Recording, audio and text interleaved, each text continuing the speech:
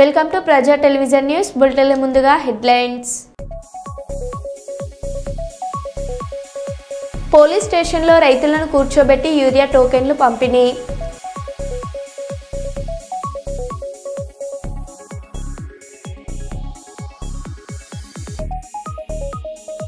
రోడ్డుపైకి సముద్రం, ఉప్పాడలో బీభత్సం.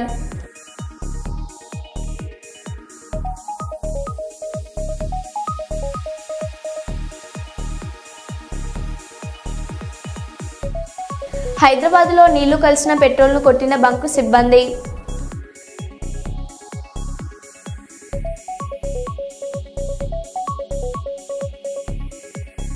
అటవీ ప్రాంతంలో ఆదివాసుల గుడిసెలు తొలగిస్తున్న అధికారులు.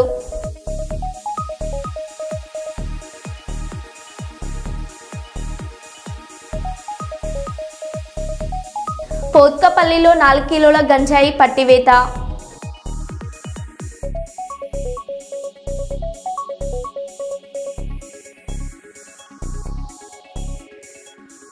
ఇక వివరాల్లోకి వెళ్తే, సంగెం మండల కేంద్రంలో భారతీయ జనతా పార్టీ మండల శాఖ అధ్యక్షులు దామెరుపుల చంద్రమౌళి ఆధ్వర్యంలో జీఎస్టీని పేదలకు అందుబాటులోకి తీసుకురావడంపై కార్యక్రమం జరిగింది. ఈ సందర్భంగా ప్రజలు హర్షం వ్యక్తం చేస్తూ ప్రధానమంత్రి నరేంద్ర మోదీ చిత్రపటానికి పాలాభిషేకం చేశారు. ఈ కార్యక్రమంలో జిల్లా కౌన్సిల్ సభ్యుడు బుట్టి కుమారస్వామి, మండల ప్రధాన కార్యదర్శి పైన్ల శ్యాము, కార్యవర్గ సభ్యులు, మండల ఉపాధ్యక్షులు, బూత్ అధ్యక్షులు, స్థానిక నాయకులు పెద్ద సంఖ్యలో పాల్గొన్నారు. ఈ సందర్భంగా నాయకులు మాట్లాడుతూ పేదల అభ్యున్నతే తమ ప్రభుత్వ ప్రధాన లక్ష్యమని, కేంద్రం తీసుకొస్తున్న సంస్కరణలు సామాన్యులకు ఉపయోగపడుతున్నాయని పేర్కొన్నారు. జనతా పార్టీ సంగెం మండల పార్టీ ఆధ్వర్యంలో శ్రీ గౌరవనీయులు ప్రధానమంత్రి నరేంద్ర మోదీ గారి చిత్రపటానికి పాలాభిషేకం చేయడం జరిగింది. దీనికి భారత ప్రజలకు దీపావళి కానుకగా భారత ప్రధానమంత్రి గౌరవనీయులు శ్రీ నరేంద్ర మోదీ గారు జీఎస్టీని అన్ని రంగాలలో తగ్గించి ప్రజలకు అందుబాటులోకి తీసుకొచ్చినందుకు భారతీయ జనతా పార్టీ తరఫున ప్రత్యేకంగా భారత ప్రభుత్వానికి కృతజ్ఞతలు తెలియజేస్తూ, ప్రతి ఒక్క దాంట్లో చాలా తక్కువ, ఒక్కొక్క మామూలుగా ఒక వెహికల్ మీద తీసుకుంటే ఒక్కొక్క వెహికల్ మీద 1 లక్ష రూపాయలు మినిమంగా తగ్గుతూ ఉంది. ప్రతి ఒక్క దాని మీద జీఎస్టీ 28% ఉంటే 18%కు, 12% నిత్యావసర సరుకుల మీద 5%కు, ప్రతి ఒక్క దాని మీద చాలా తగ్గించినందుకు భారతీయ జనతా పార్టీ సంక్షేమ శాఖ తరఫున భారత ప్రభుత్వానికి ప్రత్యేకంగా ధన్యవాదాలు.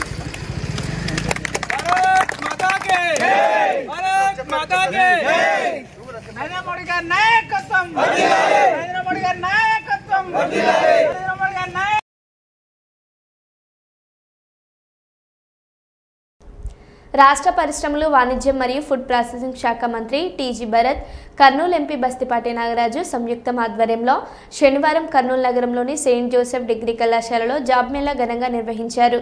ఈ మేళలో వేలాది మంది యువతీ యువకులు పాల్గొన్నారు. ఆంధ్రప్రదేశ్ స్టేట్ డెవలప్మెంట్ కార్పొరేషన్ ఆధ్వర్యంలో 25 కంపెనీల ప్రతినిధులు పాల్గొని విద్యార్థులకు ఉద్యోగ అవకాశాలు కల్పించారు. మొత్తం 5,000 మంది విద్యార్థులు హాజరు కాగా వారిలో 1982 మందికి తక్షణమే ఉద్యోగాలు లభించాయి. జాబ్ మేళాలో ఎంపికైన విద్యార్థులు ఆనందం వ్యక్తం చేయగా వారి తల్లిదండ్రులు ప్రభుత్వం పట్ల కృతజ్ఞతలు తెలిపారు.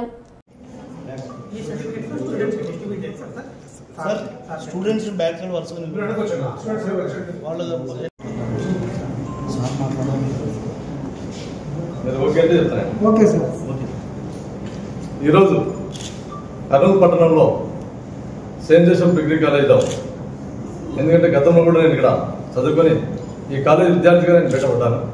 అంటే ఈ కాలేజీ స్థానాపనం ఎటువంటిది, ఈ కాలేజీ విద్య ఏ విధంగా ఉంటున్న దానికి నేను కూడా ఒక నిదర్శనం. మొదలుగా నా గురించి చెప్పుకున్న తర్వాతనే నేను ఇక్కడ ఈ సమావేశానికి ఎందుకు వచ్చానో కూడా నేను వివరంగా చెప్తాను.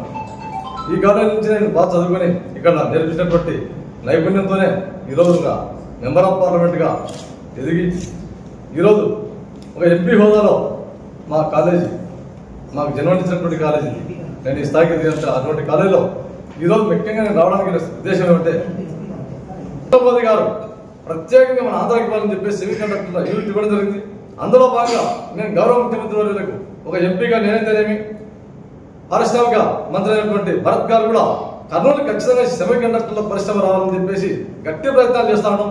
అది కానీ వచ్చిందంటే అనంతపూర్లో కియా పరిశ్రమ ఏ విధంగా అయితే ఉందో అంతకు రెట్టింపు ఉత్సాహంతో మన కర్నూలు డెవలప్ అవుతుంది అనడంలో ఏమాత్రం సందేహం లేదు. కాబట్టి సెమీ కండక్టర్ పరిశ్రమ కర్నూలు ప్రాంతానికి వస్తుందని చెప్పేసి చాలా హోప్తో ఉన్నాం. అంతేగాక రాబోయే రోజుల్లో కర్నూలు ఎయిర్పోర్ట్ అనుకుని ఏరోస్పేస్ కింద దాదాపు 4,000 కోట్లతో పెద్ద పారిశ్రామిక పార్క్ రాబోతా ఉంది అక్కడ. కాబట్టి మీరందరూ బాగా ఆలోచించాలా. ఇటువంటి స్కిల్ సెంటర్స్ మీరందరూ బాగా ఉపయోగించుకుంటే ఎంతో దూరం ఎక్కడో చెన్నై, ఎక్కడో హైదరాబాద్, ఎక్కడో పోలిన అవసరం ఉండదు. పారిశ్రామిక కేంద్రం మనకు గౌరవంగా అయింది కాబట్టి రాబోయే రోజుల్లో సాధ్యమైన తొందరగా పరిశ్రమలు విపరీతంగా రాబోతున్నాయి. కాబట్టి మీరంతా మంచి నైపుణ్యాన్ని అలవర్చుకొని మంచి అలవాటు నేర్చుకొని, ఎందుకంటే సెయింట్ జోసెఫ్ డిగ్రీ కాలేజ్ అంటే కర్నూలులో మీరు మత్స్యతులంగ లాంటి కాలేజ్ ఇది. మీరు ఈ స్కిల్ సెంటర్స్ ప్రతి ఒక్కరు పాల్గొని ఈ జాబ్ మేళాలో ప్రతి ఒక్కరు ఈ అవకాశాలను సద్వినియోగం చేసుకోవాలని చెప్పేసి కోరుకుంటున్నాను. అంతేగాక నేను ఇక్కడ మెగా జాబ్ మేళా కండక్ట్ చేసేటువంటి స్కిల్ సెంటర్ వాళ్ళకి నేను ఒకటే విన్నవించుకుంటున్నాను. మా ప్రాంతం అంతా వెనుకబడింది కాబట్టి సాధ్యమైనంత వరకు మా యువతి యువకులకు ఎటువంటి చిన్న స్కోప్ ఉన్నా కూడా వాళ్ళని జాబ్ ఇవ్వకుండా ఎన్నిక మాత్రం పంపొద్దండి. ఖచ్చితంగా జాబ్ ఇవ్వాల్సిందని చెప్పేసి మరొకసారి రిక్వెస్ట్ చేసుకుంటూ సెలవు తీసుకుంటాను. ధన్యవాదాలు. ఇంకా ఏమైనా ఉంటే మీ వాళ్ళకి చెప్పి కొందరు రామని చెప్పండి, అటెండ్ కాండి. And hope everyone gets this 1950 job from my assembly or from Kurnool district లో నుంచి ఎవరైనా వచ్చిన పాల్గొన్నా కూడా వచ్చిందంటే I'm very very happy. Government will be very happy అండి. Basically few things. ఒకటి ఇండస్ట్రియల్ హబ్ గురించి చెప్పాలా. ఎందుకంటే మనం అందరూ కూడా ఎప్పుడా అని చెప్పి ఇండస్ట్రీస్ ఎప్పుడు వస్తాయి సార్ అనేది అందరు థాట్ ప్రాసెస్ లో ఉంటుంది. ఇన్ 15 months నేను ఒకటి చెప్పగలుగుతా, there is almost 10,000 crores investments have been committed in Orvakal park and ఇది ఏదో ఎంఓయూ చేసుకోలేదు కాదు. ఇది క్యాబినెట్ అంటే ఎస్ఐపిసి, ఎస్ఐపిబి అండ్ క్యాబినెట్ నుంచి క్లియర్ అయిన ప్రాజెక్ట్స్. సో దీంట్లో possibility of getting grounded is more than 99%. దాంట్లో ఆల్రెడీ రిలయన్స్ వాళ్ళు 1,650 కోట్లది వర్క్ స్టార్ట్ అయినాయి. Is going to be our anchor brand here. Reliance Ambani, Mukesh Ambani company మన దాంట్లో కర్నూలు దాంట్లో ఓరోకల్ పార్క్ లో రావడం అంటే ఇట్స్ అన్ యాంకర్ బ్రాండ్. ఇది కాక ఇంకొక 1,300 crores కి డిపిఆర్ ఇవ్వడం జరిగింది. అది కూడా తొందరలో క్లియర్ అవుతుంది. So Reliance loan is going to invest more than 3,000 crores in industrial park, Oracle industrial park. If you have the talent to attend and answer all the interview lo iche questions ni adi gaani meer gaani cheste job vachedani avakaso. Manamu engineer ainam sir maaku 3 ఏళ్ల నుంచి degree చదివినాం, engineer చదివినాం, job రాలేదంటే there is something missing in your work style. So please ensure your fundamentals are correct. Interview పోయిన తర్వాత పెద్ద పెద్ద చాలా simple questions ఉంటాయి. Simplest of the simplest కూడా మనం నిబంధనలకు విరుద్ధంగా పాఠశాల నిర్వహిస్తున్న ఆర్ఎఫ్సిఎల్ మరియు ఎన్టీపీసీ శ్రీ చైతన్య హైస్కూల్ యాజమాన్యం 2వ శనివారం సెలవు మాకు వర్తించదు అని చెబుతున్న యాజమాన్యం. పారిశ్రామిక ప్రాంతంలో అన్ని స్కూళ్లకు సెలవు ఉండగా చైతన్య స్కూల్ నిర్వహించడం యాజమాన్యం తీరుపై తల్లిదండ్రుల ఆగ్రహం. వివాదాలకు కేంద్రంగా మారిన ఆర్ఎఫ్సిఎల్ టౌన్షిప్లోని శ్రీ చైతన్య హైస్కూల్ యాజమాన్యంపై ఏవైనా సంఘటనలు జరిగినప్పుడు అధికారులు విచారణలు జరిపి వారిపై కఠిన చర్యలు తీసుకోకపోవడం వల్లనే యాజమాన్యం ఆడిందే ఆట పాడిందే పాట అనే విధంగా పారిశ్రామిక ప్రాంతంలో తయారైందని భారత ప్రజాతంత్ర యువజన సమైక్య జిల్లా కార్యదర్శి కొంటూ సాగర్ ఆరోపించారు. ఈ సందర్భంగా వారు మాట్లాడారు. ప్రభుత్వ నిబంధనల ప్రకారము ఎటువంటి పాఠశాలలు నిర్వహించకూడదు. కానీ శ్రీ చైతన్య ఆర్ఎఫ్సిఎల్ టౌన్షిప్ అదేవిధంగా ఎన్టీపీసీ టౌన్షిప్లలోని ఈ 2 బ్రాంచీలు కూడా స్కూలు నిర్వహించడం అనేది దేనికి సంకేతం అనేది ఈరోజు సంబంధిత అధికారులను సూటిగా యువజన సంఘంగా డివైఎఫ్ఐగా ప్రశ్నిస్తూ ఉన్నాము. మీకు తెలుసు, గత కొద్ది రోజుల కిందనే ఇందులో అనుకోని సంఘటన జరగడము, దాని మీద ఎంఈఓ గారు కూడా సమగ్ర విచారణ జరిపి డిఈఓ గారికి పంపిస్తా నివేదికను పైనుండి వచ్చిన ఆర్డర్ ప్రకారము మేము ఫాలో అవుతా అన్నాము అని చెప్పడం జరిగింది. కానీ ఇప్పటి వరకు డిఈఓ గారు ఏమో ఇన్స్ట్రక్షన్స్ ఇచ్చారు, ఎంఈఓ గారు దాని ఆధారంగా ఈ యాజమాన్యంపై ఏం చర్యలు తీసుకున్నారనేది ఇప్పటి వరకు కూడా ఎవరికీ తెలియలేదు. ఇటువంటి వాటిని ఆసరాగా చేసుకుని ఈ యాజమాన్యం ఇష్టానుసారంగా వ్యవహరిస్తూ ఉన్నది. అంతేకాకుండా ఈ స్కూల్లో ఇన్ఛార్జీల మధ్య తలెత్తిన సమస్యలను దాన్ని ఆసరాగా చేసుకొని ఇక్కడ రాజకీయ వాతావరణం కూడా సృష్టిస్తూ ఉన్నారు. వాళ్లకు ఉన్న వ్యక్తిగత సమస్యలను పిల్లల మీద రుద్దడం, పిల్లల మధ్య తారతమ్యాలను తీసుకురావడం, సెక్షన్లుగా డివైడ్ చేయడం అనేది ఇక్కడ నడుస్తూ ఉన్నది. కాబట్టి ఇన్ని సమస్యలు పునరావృతం అవుతున్నా కానీ సంబంధిత అధికారులు సంఘటన జరిగినప్పుడే మొక్కబోడిగా ఏదో రిపోర్ట్లు రాసుకొని ఎంక్వైరీ చేసుకొని పోతున్నారే తప్ప ఆ సమస్యల మీద కఠినంగా వ్యవహరించడం లేదు. అందువల్లనే ఇందులో సమస్యలు అవుతున్నాయి అనేది ఇక్కడ మేము చెప్పదలుచుకున్నాము. కాబట్టి వెంటనే ఇప్పటికైనా ఈ హాలిడేసులలో స్కూలు నిర్వహిస్తున్న శ్రీ చైతన్య యాజమాన్యం పైన సంబంధిత అధికారులు కఠిన చర్యలు తీసుకోవాలని ఈ సందర్భంగా డివైఎఫ్ఐ యువజన సంఘంగా మేము డిమాండ్ చేస్తూ ఉన్నాము. రాజమహేంద్రవరం రైతులకు ఎరువులు, పురుగుమందులు కొరత లేకుండా చూడడం ప్రభుత్వ బాధ్యత అని రోజా మహిళా ఐక్య సంఘం రాష్ట్ర అధ్యక్షురాలు మిసాల సుమలత తెలిపారు. ఎరువుల అక్రమ నిల్వలపై నిరసనగా సంఘం సభ్యులు క్యాండిల్స్ వెలిగించి ఫ్లకార్డ్స్ ప్రదర్శించారు. ఈ సందర్భంగా మిసాల సుమలత మాట్లాడుతూ కొంతమంది ఎరువుల వ్యాపారులు, డీలర్లు అక్రమంగా నిల్వలు చేసి రైతులను ఇబ్బందులు పెడుతున్నారు. ఇలాంటి వారిపై క్రిమినల్ కేసులు నమోదు చేసి కఠిన చర్యలు తీసుకోవాలని డిమాండ్ చేశారు. ఈ కార్యక్రమంలో రాముడు, నాగప్ప, విశ్వధిరాం, కర్రెమ్మ, నారాయణమ్మ, పార్వతమ్మ, ముంతాజ్, శశానాజ్ తదితరులు పాల్గొన్నారు. రైతులకు అందజేయాలని ఈ సందర్భంగా అక్రమ నిల్వలపై చర్యలు తీసుకోవాలి. ఎరువులు, పురుగుల మందుల కొరత ఉంది, ఆ కొరత లేకుండా చూడాలి. అక్రమ నిల్వలు చేసిన వ్యాపారులపై క్రిమినల్ కేసులు నమోదు చేయాలి. కొందరు ఎరువులు వ్యాపారుల, డీలర్లపై చర్యలు తీసుకోవాలి. ఎరువులు ప్లాట్స్ పట్టుకొని ఎరువులు అక్రమ నివారణపై చర్యలు తీసుకోవాలి. అధికారులు, విజిలెన్స్ అధికారులు, పోలీస్ సిబ్బంది, సచివాలయ సిబ్బంది దారులు చేసి క్రిమినల్ కేసులు నమోదు చేయాలని కోరుతూ నిరసన వ్యక్తం చేస్తున్నాము. ఈ నిరసన వ్యక్తం చేస్తూ రైతులకు ఎరువుల, పురుగుల మందులు కొరత లేకుండా ఇవ్వవలసిన బాధ్యత ప్రభుత్వం అధికారులదే అని ఈ సందర్భంగా తెలియజేస్తున్నాము. ఆగస్టు నెలలో రాష్ట్ర వ్యాప్తంగా వారం రోజులు అడపదడపన దాడులు చేశారే తప్ప ఎరువులు అక్రమ నిల్వలను అరికట్టనందుకు వల్ల దుకాణాలు, షాపుల దగ్గర అక్కడక్కడే మహిళలు పట్టుకొని పరిస్థితులు దాపరించాయి. రాష్ట్రంలో మెదక్ శివంపేట మండలం శబాష్పల్లి గ్రామంలో అమానవీయ ఘటన. శివంపేట మండలం శబాష్పల్లి గ్రామంలో వివాహేతర సంబంధానికి అడ్డు వస్తున్నదని 2 సంవత్సరాల చిన్నారిని హత్య చేసి పూడ్చిపెట్టిన చిన్నారి తల్లి ప్రియుడు. గ్రామానికి చెందిన ప్రియుడు ఫయాజ్తో కలిసి తల్లి మమత గ్రామ శివార్లో వాగు దగ్గర పూడ్చిపెట్టారు. పాపను హత్య చేసి పూడ్చిపెట్టినట్టు పోలీసుల విచారణలో అంగీకరించిన తల్లి మమత చిన్నారి డెడ్ బాడీ కోసం పూడ్చిన స్థలంలో తవ్వి వెలికి తీసిన పోలీసులు.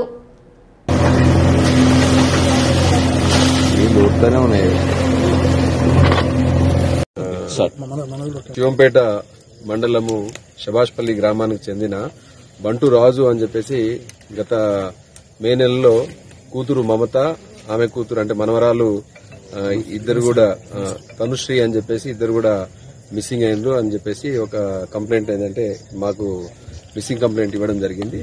దాని మీద మేము లోతుగా విచారణ చేసినాం. అప్పటి నుంచి విచారణ చేస్తుంటే ఇదే గ్రామానికి శబాష్పల్లి గ్రామానికి చెందిన ఫయాజ్ అనే వ్యక్తితోటి ఈ అమ్మాయికి పెళ్లయింది. పెళ్లయి రాయపూలు గ్రామము సిద్దిపేట కమిషనరేట్ పరిధిలోని రాయపూలు గ్రామానికి చెందిన వ్యక్తితో పెళ్లి కావడం వల్ల అక్కడి నుంచి కూడా గత మార్చి నెలలో అక్కడి నుంచి కూడా ఈ ఫయాజ్ అని శబాష్పల్లి గ్రామానికి చెందిన ఈ వ్యక్తితోటి ఆమె ఎలోప్ అయింది. తర్వాత మళ్లీ ట్రేస్ చేసిన తర్వాత ఉన్నారు. తర్వాత మళ్లీ ఇక్కడ నుంచి మేలో ఎలోప్ అయినట్లు మాకు సమాచారం అందింది. వాళ్ళ కోసం మేము అంటే తీవ్రంగా ప్రయత్నాలు చేస్తున్నాము. గత 3 నెలల నుంచి SI Shivampet and CI Toopran ఆధ్వర్యంలో టీమ్స్ కూడా తిరుగుతున్నాయి. సో ఇందులో భాగంగా మాకేంటంటే గుంటూరు, నర్సరావుపేట ఆ ఏరియాలో ఉన్నారని చెప్పేసి మాకు సాంకేతిక ఆధారాలతోటి మాకు తెలవడంతో మేము వాళ్ళను ట్రేస్ చేసి తీసుకొని వచ్చినాము. కానీ వాళ్ళిద్దరూ ఫయాజ్ తర్వాత ఎవరైతే మమత ఇద్దరు ఉన్నారో పాప లేదు. పాప ఎక్కడ పోయింది, తర్వాత తనుశ్రీ అమ్మాయి 2 సంవత్సరాల పాప ఎటు పోయిందంటే వాళ్ళు పొందలేని సమాధానం చెప్పడం జరిగింది. అనుమానంతో వాళ్ళ మేము చాలా సుదీర్ఘంగా వాళ్ళను ఇంటరాగేట్ చేయడం జరిగింది, విచారించడం జరిగింది. ఆ విచారణలో భాగంగా ఇద్దరు కూడా ఏంటంటే అమ్మాయిని తమకు అడ్డుందని చెప్పేసి, అమ్మాయి జ్వరంతో ఉండడంతో అడ్డుందని చెప్పేసి గత జూన్ 7th నాడు 7వ తారీఖు నాడు ఇక్కడికి పాపతో పాటు వస్తూ ఆమెను హత్య చేసినారు. తర్వాత గొంతు నిలిమి హత్య చేసి ఇక్కడనే శభాష్పల్లి ఈ ఏదైతే పొలాల్లో ఈ వాడుక పక్కన ఒక గుంత తీసి దాంట్లో కూర్చడం జరిగిందని చెప్పడంతో ఇవాళ మేము మొత్తం పోలీస్ టీమ్స్, తర్వాత మెడికల్ ఎక్స్పర్ట్స్, డాక్టర్స్, తర్వాత తహసీల్దార్ గారు, శివంపేట తహసీల్దార్ గారు ఆధ్వర్యంలో ఇవాళ దీన్ని శవాన్ని మేము వెలికి తీయడం జరిగింది. గత 3 నెలల నుంచి ఉండడం వల్ల, గత 2 నెలల నుంచి విపరీతంగా వర్షాలు పడడం వల్ల శవం పూర్తిగా కూలిపోయిన పరిస్థితిలో ఉంది. ఇది కేవలం ఏంటంటే తమకు పాప అడ్డు వస్తుంది, తమ సంబంధానికి అడ్డు వస్తుంది, పాపను తొలగించుకుంటే తమ సంబంధము కొనసాగించుకోవచ్చు అన్న ఉద్దేశంతో వీళ్ళు హత్య చేసినట్లుంది. ఇంకా కూడా మేము దీంట్లో ఇంకా వీరికి ఇంకెవరైనా సహకారం చేసినారా, ఎటు పోయినారు, ఎక్కడ పోయినారు అని పూర్తి అంటే మేము దీంట్లో లోతైన విచారణ జరపడం జరుగుతుంది.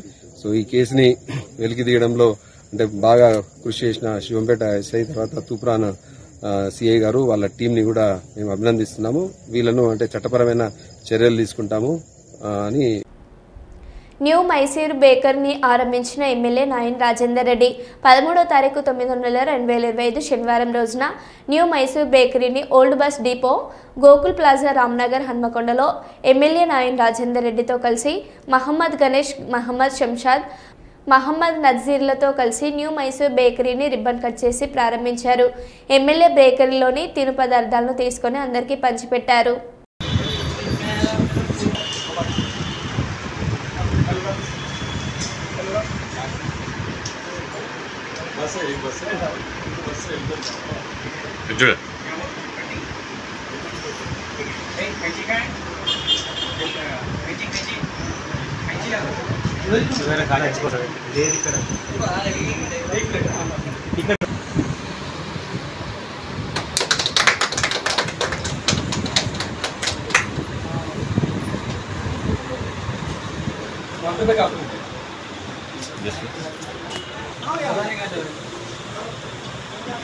तुम्हें कार्ड में खाओ जी एक बिस्किट मौसम इसका टेस्ट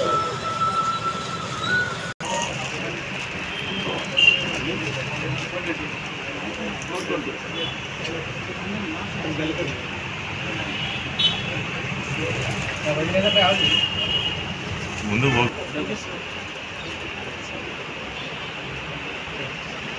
रसिक मिलाओ जी मिलाओ.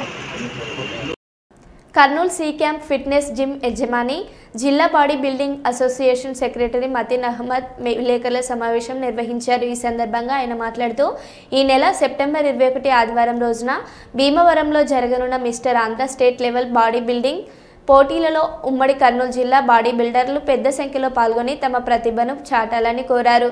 విజేతలుగా నిలిచి కర్నూలు జిల్లాకు మంచి పేరు, కీర్తి తీసుకురావాలి. జిల్లాలోని అన్ని ప్రాంతాల యువ బాడీ బిల్డర్లు ఈ అవకాశాన్ని ఉపయోగించుకోవాలని మతీన్ అహ్మద్ పిలుపునిచ్చారు.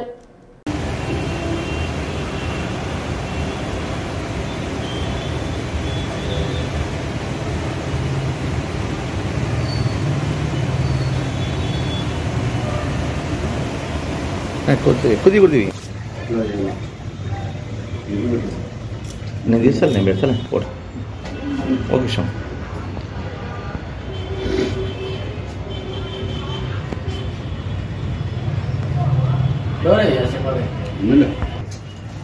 తీసుకో.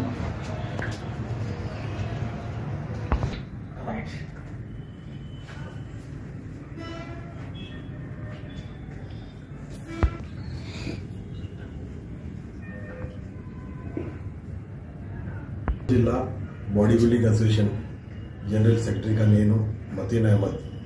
కర్నూలు జిల్లా బాడీ బిల్డింగ్ బాడీ బిల్డర్స్కి మనకిప్పుడు ఈ నెల 21 భీమవరంలో జరుగుతున్న మిస్టర్ ఆంధ్ర బాడీ బిల్డింగ్ కాంపిటీషన్లో అందరికీ ఆహ్వానిస్తున్నాను.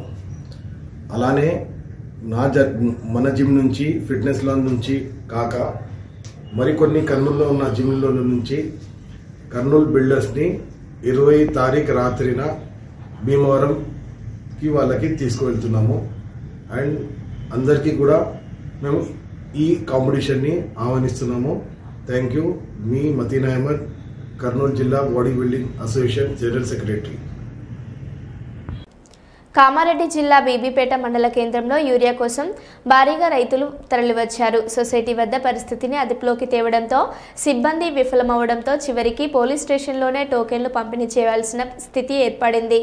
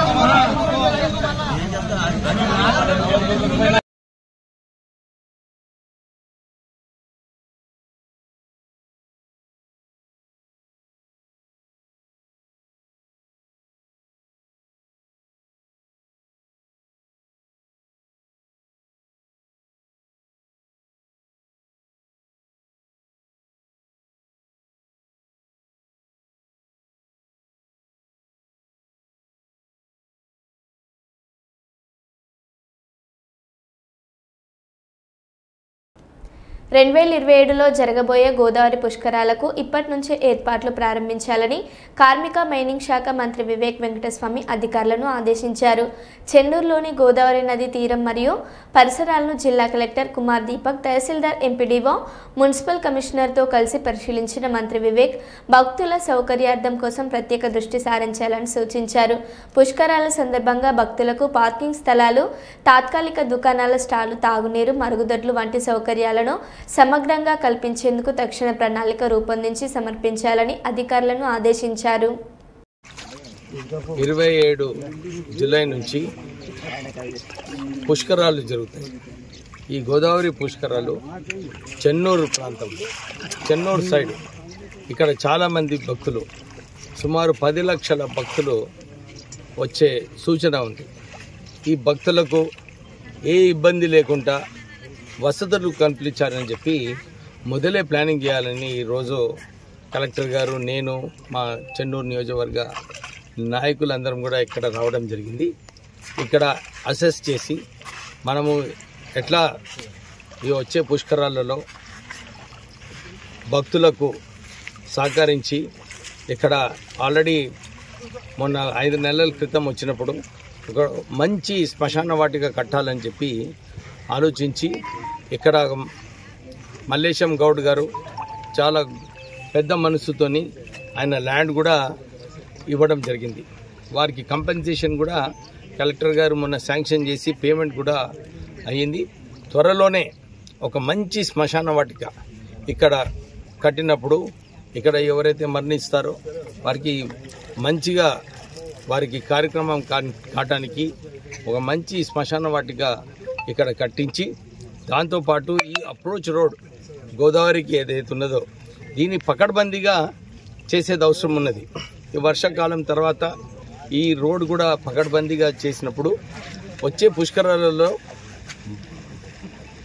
భక్తులకు ఏమి ఇబ్బంది లేకుండా ఈ రోడ్ కూడా పూర్తిగా కాబోతుంది. ఈ వచ్చే పుష్కరాలలో కూడా అందరూ బండ్లు తీసుకొచ్చేది అవసరం లేదు. ఎవరైతే పెద్ద మనుషులు ఉన్నారో వీళ్ళందరికీ సెపరేట్ ట్రాన్స్పోర్టేషన్ ఇచ్చి సెపరేట్ ట్రాక్ పెట్టి వారు వచ్చి పోవడం జరుగుతుంది. మొన్న వేలాలో కూడా మన మహాశివరాత్రి నాడు అదే కార్యక్రమం తీసుకున్నాం. అక్కడ బండ్లు ఎవరి బండ్లు కూడా ఇంక్లూడింగ్ ఎమ్మెల్యే బండి కూడా పోలేదు. ఎందుకంటే ఒకసారి విఐపి బండి పోతే 10 బండ్లు వస్తాయి, ప్రజలకు ఇబ్బంది అవుతుంది. అందుగురించి ఈసారి కూడా పుష్కరాలలో ఎవరు బండ్లు, మంత్రి బండ్లు కానీ, నా బండ్లు కానీ, ఎవరి బండ్లు కూడా అలౌడ్ ఉండదు. కేవలం భక్తులు నడుచుకుంటూ రావాలి, ఇక్కడ పూజలు చేసుకొని పోవాలి. ఎవరైతే నడవలేరో, మెడికల్ ప్రాబ్లమ్స్ ఉన్నాయో, పెద్ద మనుషులు ఉన్నారో వారికి సెపరేట్ ట్రాక్ చేసి వారికి కూడా సౌలభంగా ఈ ట్రాక్ పెట్టి బండ్లు పెట్టి వారికి కూడా మంచి దర్శనం ఇప్పించే సిస్టమ్ పెట్టబోతున్నాము. సో అందరు కూడా ఈ గోదావరి పుష్కరాలు చెన్నూరు సైడ్ చాలామంది భక్తులు వస్తారు. వాళ్ళందరికీ కూడా ఈ ఫెసిలిటీస్ కల్పిస్తాం. Thank you. హైదరాబాద్ షెర్రీగూడ పరిధిలోని హెచ్పిసిఎల్ బ్యాంకులో పెట్రోల్లో నీళ్లు కలిసిన ఘటన కలకలం రేపింది. మహేష్ అనే వ్యక్తి నిన్న రాత్రి తన బెజ్రా కారులో పెట్రోల్ నింపించుకున్నాడు. అయితే ఈరోజు ఆ కారు ఆగిపోవడంతో మెకానిక్ వద్దకు తీసుకెళ్లగా నీళ్లు కలిసిన పెట్రోల్ వల్లే సమస్య వచ్చిందని మెకానిక్ వెల్లడించాడు. దీంతో ఆగ్రహించిన మహేష్ బంకుకు చేరుకుని వాటర్ బాటిల్లో పెట్రోల్ నింపగా అందులోనూ నీళ్లు కలిసినట్లు బయటపడింది. దీంతో బంకు సిబ్బందితో ఘర్షణకు దిగాడు. ఈ ఘటనపై స్థానికులు ఆగ్రహం వ్యక్తం చేస్తూ సంబంధిత అధికారుల దృష్టి సారించాలని డిమాండ్ చేస్తున్నారు.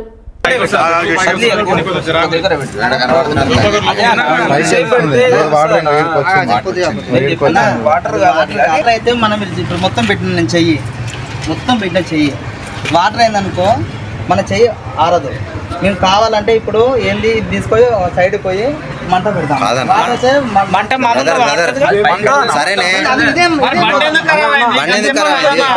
ఎందుకు మండుతో చెప్తా. ఆల్రెడీ సగం పెట్రోల్ ఉంది, సగం వాటర్ ఉన్నాయి. పెట్రోల్ ఉన్న